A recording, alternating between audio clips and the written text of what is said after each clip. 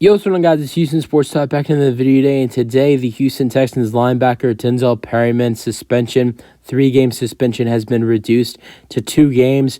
This doesn't surprise me at all. I actually expected this to happen because, when I first saw that Perryman was suspended for 3 games for illegal hits, I first thought of Kareem Jackson.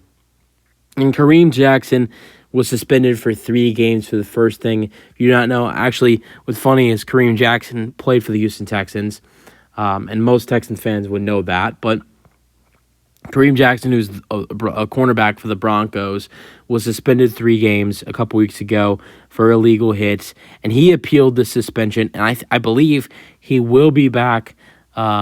This occurred, I think, in their win over the Packers. And he missed the Chiefs game, and he missed their win against the Bills on Monday night. So he should be back Sunday night against the Minnesota Vikings. I'm not 100% sure on that. But he was suspended 3 games for the same thing. He appealed. His suspension got reduced to 2 games. So I had a really good idea that the same thing would probably happen with Denzel Perryman, and his suspension would get reduced to 2 games just like Jackson's did. But then wasn't surprised when I saw that, and I know a lot of people were upset about Denzel Perryman getting suspended for illegal hits. I don't know. I don't really know.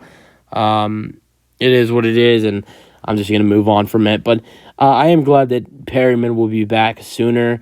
Definitely it's going to suck not having him against the Jacksonville Jaguars. As a guy who's been a starter most of the season, he started in 6 games with 5 starts. I mean, we've played 9 games so far, and I think all the games he missed were due to injuries. It's not like the Texans didn't decide to play him, and he's been effective for the Texans on defense, and did some solid things in the Texans win on Sunday against the Cincinnati Bengals.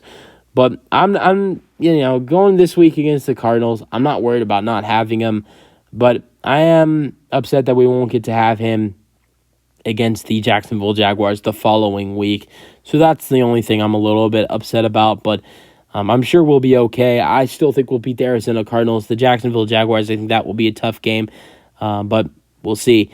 Perryman has played 6 games and 5 starts this season for the Texans. He has a half a sack with 41 tackles, 4 tackles for loss, and 1 QB hit, and has been pretty effective for this Texans defense this year. He was also a Pro Bowler in 2021 with the Raiders, having a really good season with them. So he's been really good as a starter for this Texans defense, and now the Texans will be without. Originally we thought he'd be back, or he would be missing 3 games, but now he's only missing 2. And what's funny is I talk about the Denver Broncos and Kareem Jackson and him being suspended for 3 games, and his suspension being reduced to 2 games. Guess who Denzel Perryman is coming back when he will return from suspension? Who do the Texans face? Who other but the Denver Broncos?